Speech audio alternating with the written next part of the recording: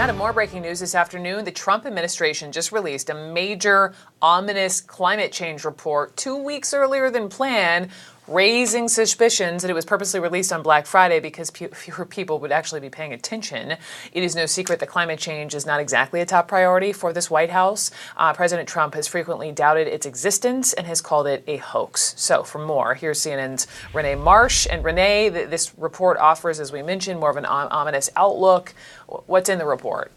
Yeah, so Brooke, this report came out roughly 30 minutes ago. It's hundreds of pages long. As you mentioned, this is a government report that focuses squarely on the human impact of climate change, people here in the United States. And it really peels out real life examples of how climate change is already impacting our life when it comes to health, the economic costs, the impact on our transportation infrastructure. So I'm going to just pull out a couple of the highlights here as we continue to go through the report.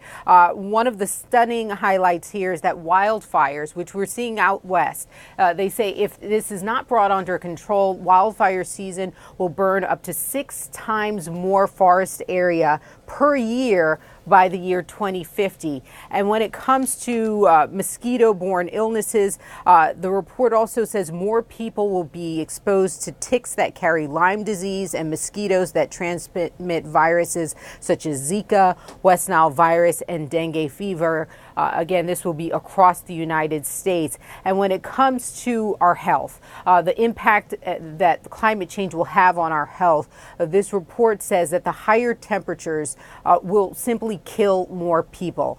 They also highlight the Midwest. They predict that the Midwest will have the highest temperature rise, and in the Midwest, they could see additional 2,000 more premature deaths per year by the year 2090.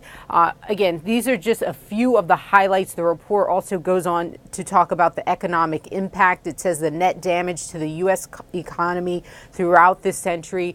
We could see annual losses in some sectors that reach hundreds of billions of dollars by the end of the century. So there's no good news in this report. Of course, it all runs counter to what we have heard from President Trump, as well as the policies that we've seen at agencies like the EPA as they continue to roll back regulations that are intended to curb these dangerous greenhouse gases that scientists say, without question, contribute to climate change, Brooke. Seems like crucial details that is out this day after Thanksgiving, perhaps in an attempt to bury it a bit. We're going to keep reading this. I'm going to let you and your team keep reading these hundreds of pages, and we'll have more, Renee, as we go through it. Thank you very much for hitting those key notes there.